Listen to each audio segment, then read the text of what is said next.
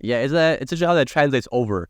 You say you like taking care of plants, you happen to end up being a physician, you like taking care of people. So what really drew you to becoming a physician? Just you wanted to help people and better their physical and mental well-being, or what really drew you to medicine? No, I think that's a standard thing that everybody says, but I'm probably a little unique. My parents were basic people, and the thing back in the 50s and 60s when I grew up is you had to go to college to get ahead in life. Of course, that's what my father espoused. He really didn't know much about it. I went to college really without any goals, just because he said I had to. In my freshman year, I floundered around. I'm from a fairly rigid Irish Catholic family, Catholic all-boy high school, and went to a Jesuit school. And the second year, I became a dorm advisor my sophomore year. And during the first semester of that second year, the Jesuit priest called me into his office, and he wanted to know if I ever thought about going into medicine. I told him I'd never even thought about it. And he said, you would be a really good doctor. You should go into medicine. So that was all I needed, was somebody I respected to give me direction in life. And a year and a half later, I was in medical school, and I only went to undergraduate 3 years. I took all the prerequisites, applied after my third year, and next thing I knew, I was in medicine. But I can tell you, I was very, very immature, and really, even though I was in medical school, I really had no idea what I was doing.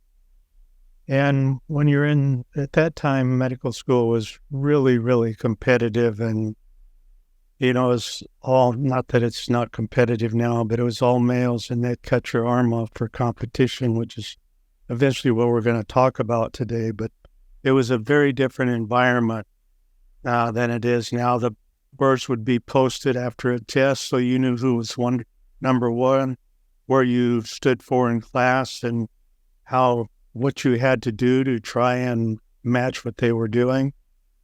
But the fortunate thing, life is so strange. I ended up in Vietnam in a MASH unit up on the demilitarized zone. And, after that experience, I sort of became a man, and I knew what it was to be a doctor.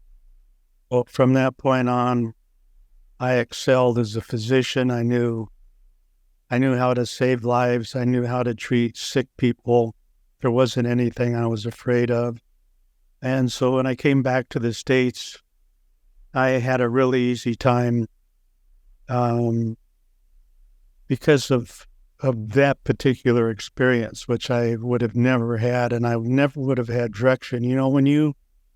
When you choose medicine in your undergraduate school, you work hard, you try and get good grades so you can get into medical school. You work hard in medical school so you can get your internship. You work hard so you can get into your residency, and then you work hard to get a fellowship, and then you get into practice, and you got to work hard to establish yourself. So most physicians at 40 look up and say, who am I and what have I done to myself? They've been in this sort of echo chamber and have an arrested maturity, I think, from dating clear back into high school. So I was able to break that, not by my choice, but by choices other people made for me. Turned out to be the best thing that happened to me in my life.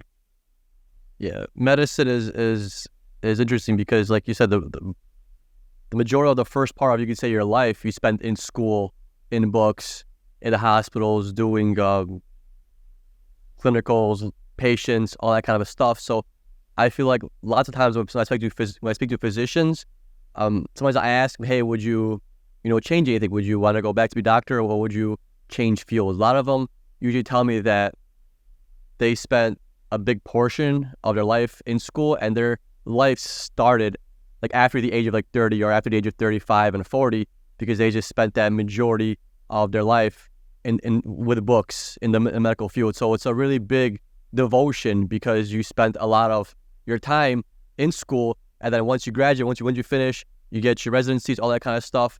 You're then also focused on other people. So it's almost like you're never, almost in a sense, living for yourself because you're so focused on either school or then once you finish, you're so focused on other people, trying to make them healthy, trying to make them just better. So is there anything that maybe you struggled with, or did you struggle with that yourself? Did you have any issues when you graduated, looking back into it, that's, hey, I spent this giant portion of my life in school? Did you have any regrets, anything like that? Well, I don't have regrets, but I would never do it again. And no, I mean, it was hard work. And then it's just, as you said, I happened to be of the old school. So if you called me in the middle of the night, I would have gotten up and come see you. So, I practiced at 110%. If I wasn't on call on the weekend and one of my patients got hurt, I would, even though I wasn't on call, I'd go take care of them. In my particular group, there were 6 to 8 orthopedic surgeons, but I was the only one that did a lot of hip fractures. So even on weekends that I wasn't on call, if a hip fracture came in, then I was kind of expected to go in and take care of it. So I really practiced 24/7, and I saw 100 people a week, which is a pretty good number. And you can't see 100 people a week and not have a complication. And if you have a complication, your week is ruined. You can't get that out of your mind. It bothers you when you sleep, and you have really little control over your life. When I got up at 6, I was at work by 7. And there was never a day in my life that my schedule was what I thought it was going to be. I'd be in bed planning everything and how everything's going to be. And, I might walk into the office at 8 o'clock and there's a broken wrist. And so I'm already behind schedule for the rest of the day. So I never did like any of that. That just wasn't my personality. My Jesuit friend was right. I think I became a very good physician, but I'm more like the guy that buys the boat. He has 2 happy days, the day he buys it and the day he sells it. And my happy day was getting into medical school or graduating. And my next happy day was when I retired. And sort of what I call the dash, the in-between time, like you're born on this day and die this day, there's a dash in between.